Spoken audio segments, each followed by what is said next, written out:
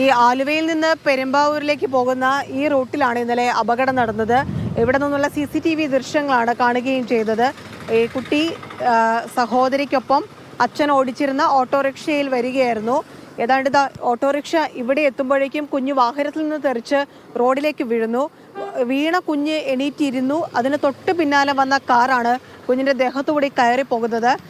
ആ സംഭവത്തിന് ശേഷവും ഈ വാഹനം നിർത്താതെ മുന്നോട്ട് പോവുകയായിരുന്നു.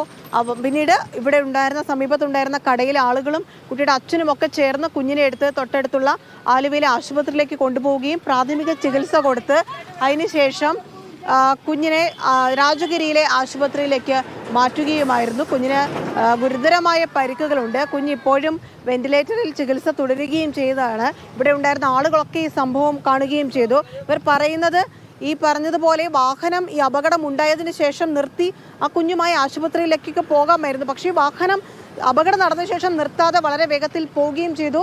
ഈ സംഭവം പോലീസ് സ്റ്റേഷനിൽ വിളിച്ചു പറഞ്ഞപ്പോൾ ആദ്യഘട്ടത്തിൽ ഇടപെടൽ ഉണ്ടായില്ല. വലിയ തണുപ്പൻ സമീപനം പോലീസിന്റെ ഭാഗത്തു നിന്ന് സ്വീകരിക്കുകയും ചെയ്തു എന്നതാണ്. ചേട്ടനുണ്ടായിരുന്നു അപകടം കൊച്ച് വണ്ടിയിൽ നിന്ന് വീണ് കഴിഞ്ഞപ്പോൾ നിൽക്കാറുണ്ട്. അപ്പോഴാണ് കാർ വന്ന് തട്ടിയിട്ട് കൊച്ച് മറിഞ്ഞു വീണു. അതിൻ്റെ മീതേക്കടി വണ്ടി കയറി ഓടിപ്പോയി. അവർ നിർത്താതെ പോയി. തന്നെ എടുത്ത് ആശുപത്രിയിലേക്ക് കൊണ്ടുപോയി. ആശുപത്രിയിലേക്ക് കൊണ്ടുപോയി.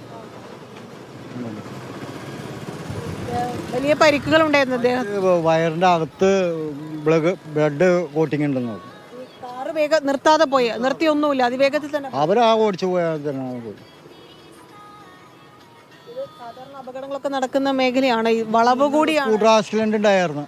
അതിൽ രണ്ടാൾ മരിച്ചായിരുന്നു. ഈ സൈഡിൽ നിന്ന് ഇടിച്ചിട്ട് എവിടെ വന്നാണ് വീണത്.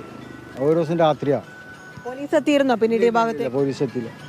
CCTV ദൃശ്യങ്ങൾ ഇവിടെ നിന്നുള്ള ദൃശ്യങ്ങളാണല്ലേ? അതെ, ആ ഘട്ടത്തിലുള്ളതാണ്. കുട്ടിയുടെ ബന്ധുക്കൾ വന്ന് എടുത്ത് പോലീസിനെ കൈമാറുകയോ? അല്ല, പോലീസ് വന്നില്ല. കുട്ടിയുടെ ബന്ധുക്കൾ വന്ന്. കുട്ടിയുടെ അച്ഛനാണ് ഓട്ടോറിക്ഷ ഓടിച്ചത്. ആ അച്ഛൻ തന്നെ വന്ന് ആശുപത്രിയിലേക്ക് ഞങ്ങളുടെ നിന്ന് വാങ്ങിച്ചിട്ട് ആശുപത്രിയിലേക്ക് കൊണ്ടുപോകണേ. എന്നിട്ട് അവിടുന്ന് നേരെ ആംബുലൻസ് വിളിച്ചിട്ട് രാജഗിരിയിലേക്ക് പോയി. എന്തായാലും ഈ സംഭവത്തെക്കുറിച്ച് ഇദ്ദേഹം പറയുന്നത് പോലെ തന്നെ ഈ വാഹനം ഇടിച്ച ശേഷം നിർത്താതെ അതിവേഗത്തിൽ പോവുകയായിരുന്നു. ഓട്ടോയുടെ തൊട്ടു പിന്നാലെ തന്നെയാണ് കാറ് വന്നത്.